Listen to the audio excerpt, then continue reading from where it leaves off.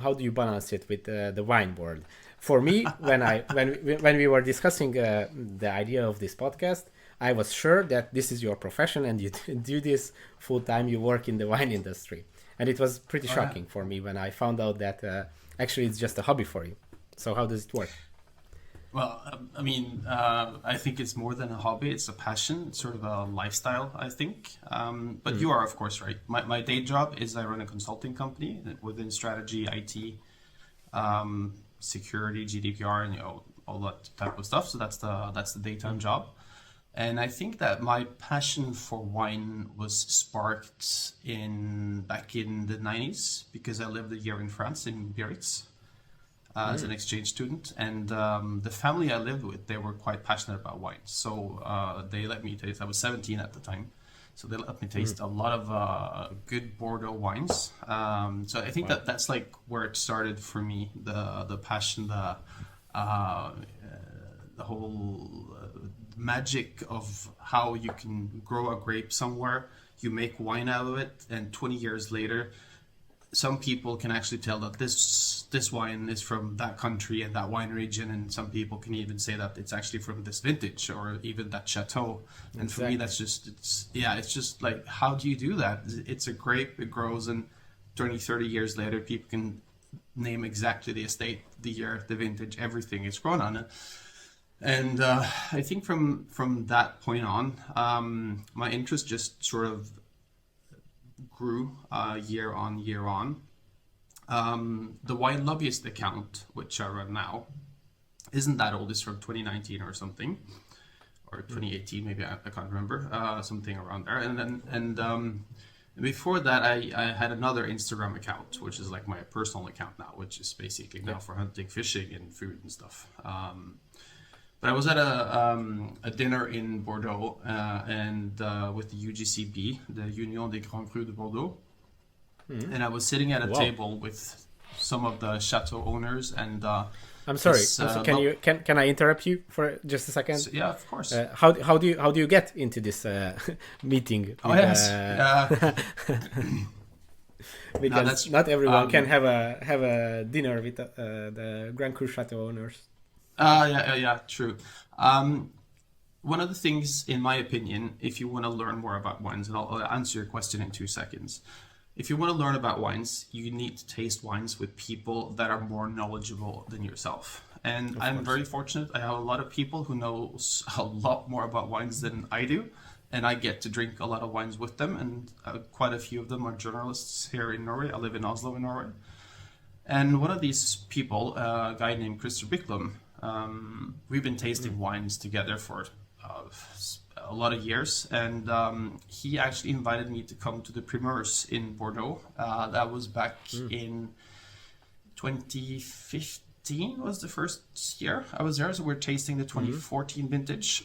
I think that I was like his tag along that he could bring, because he has a good reputation in especially maybe in Bordeaux. So he actually managed to let me tag along with him for that for that wine trip, and it was just so amazing. There were so many chateaus that I've never visited before from a region I really love and care about. And ever since, I've been visiting the Primeurs every year, tasting about 500 bottles, more or less, of barrel samples. And it was during one of these dinners, probably in like 17 or 18 or something like that. I was at the dinner, one of these dinners, because you have tastings all day long, and at the evenings you go to a chateau, and usually a very good chateau, and you have dinner there. And it was a dinner organized by the UGCV, the Union des Grands Crus, like all the major estates in Bordeaux. And I was sitting at a table, and this was a seated dinner, so this is your spot. So I was sitting with the journalists on one side, and this lovely lady on the other side was named Laura Diogiotti or something. She was Italian, living in the United States, and she's like, "You're on Instagram, right?" She asks me, and I'm like, "Yeah, I have my own account, and the old account with hunting and fishing and everything." And she says, no, Perry, you need to have a proper wine account. And I'm like, yeah, I could do that. What do you do for work? He said, no, I work, and that was before I started the company I work in now. Then I was working as a lobbyist in Oslo.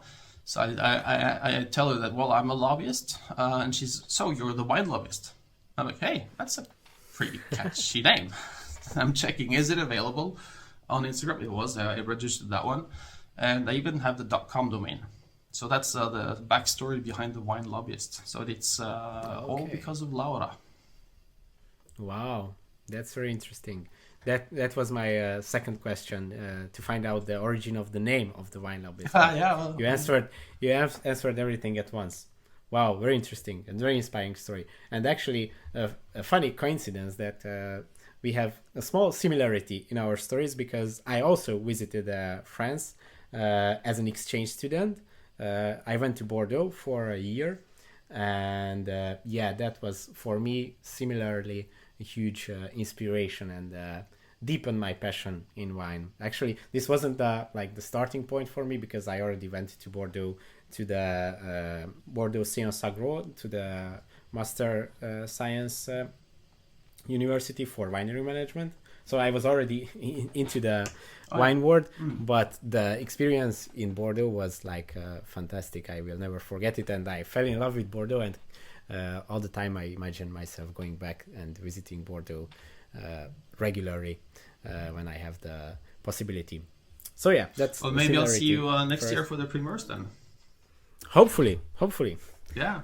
Thanks for watching this video. You can watch the full podcast episode by clicking here, or watch another interesting video by clicking here. Let's continue the discussion in the comment section, and see you in the next one.